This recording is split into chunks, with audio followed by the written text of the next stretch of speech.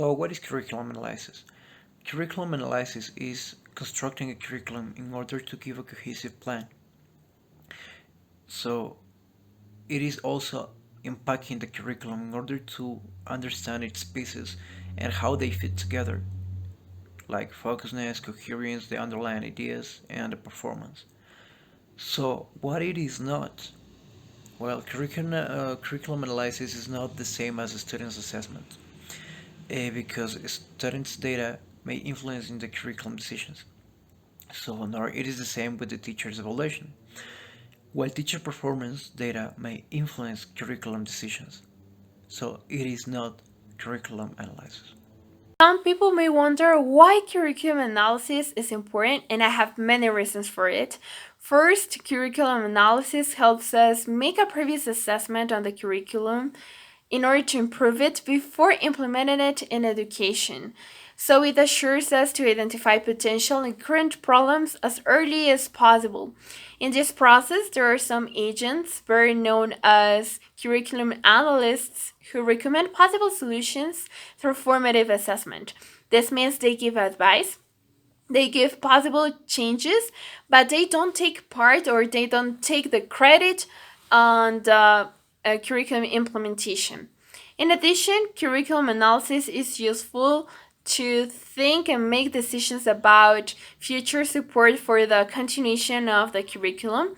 Here, analysts see if curriculum is if it's worthy to make some changes in a curriculum that has been used for several times, or maybe there are certain curriculums that are a little bit out of date for the needs and interests of future generations. So here, the analysts see if there are some parts that need to be revised again.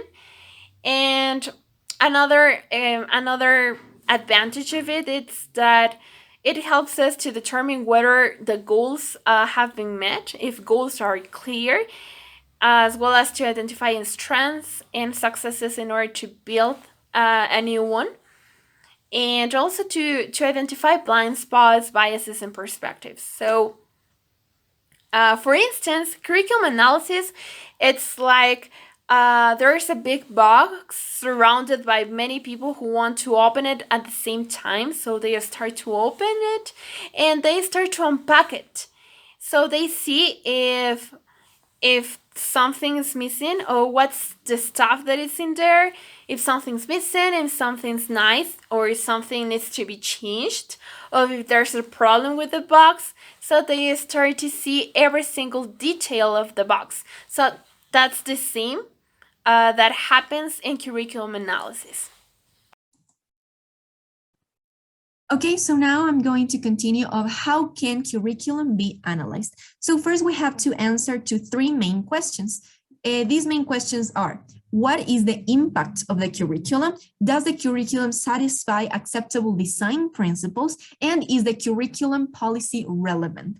So here we are going to answer related to these two important items, the design analysis and the policy analysis. The design analysis is internal micro level kind of impact, and this involves theories, standards, principles, and methods that are involved in the curriculum. And the policy analysis is an external macro level kind of analysis. And here they are going to see the relevance of the curriculum in relation to the social policies.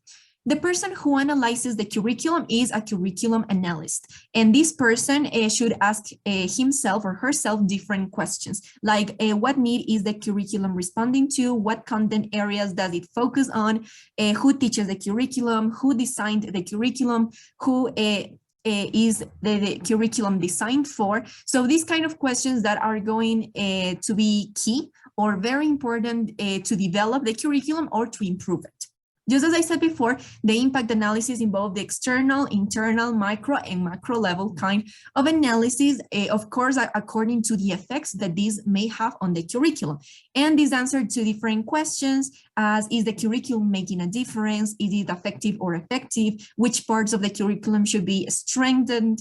Which part of the curriculum should be removed? These kind of questions will allow the curriculum to be clear, will allow the curriculum to have good purposes and objectives that will ensure a positive impact, not only on students, but also on authorities.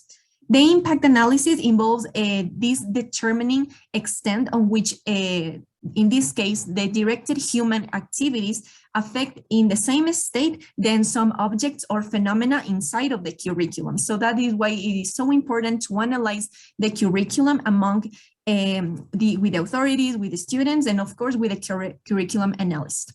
And there are different instruments that we can use to measure the impact of the curriculum, like focus interview groups, like questionnaires, observations, tests, performance assessments, and other kind of instruments that we are going to need in order to analyze the curriculum. However, we can use each instrument according to the situation that is the curriculum passing through. So in this case, they are going to make an interview if they see a problem on the social area, if they are going to make a questionnaire, if there is a problem with the students or with the administrative part. So it is very important to be very careful about the instrument that we are going to choose in order to analyze a specific part of the curriculum. I'm going to talk about design analysis. So design analysis evaluates the curriculums in terms of standard or agreed on design principle. There is no set of design principles against which to assess a curriculum, but each set of principles offer a particular perspective of the design of the curriculum. So design analysis includes two different points. That the first one is determine the purpose of your curriculum. So people have to ask themselves some questions like, what is the story behind the curriculum? Who created the curriculum? Or what social, political, cultural, or economic situation does it seek to respond to? And the other point is measuring the curriculum against agreed on design principles. Now, I am going to explain policy analysis. So, policy analysis refers that in this part we have people who belong to the government, authorities of the government, people specialized on this field, and managers of a curriculum. So it means that all the teachers could start taking into account these little advices about the policy analysis. So the majority of the people who are specialized on this field mentions that teacher can start doing some questions. So let me tell you some of them. So to start, it is important to take into account this little feature or question. You have to discover the features that are hiding in the questions. What are the relevance of a curriculum in a relation to a particular set of social policies? A curriculum can be analyzed in order to assess its relevance or relationship in a set of social or educational policies. For example, a curriculum analyzer may start with this little question: what extent do the goals of curriculum-wide articulate with those of reconstruction and development of program? Then we have another question, but it is focused on curriculum C. Does the curriculum C specify clear and consistent learning outcomes, in this case competencies, which is trainers could accomplish by the end of the program or accomplish the goals that were proposed at the beginning of the class? And then we have curriculum C and meet the standards that are reflected in a similar programs which are already accredited.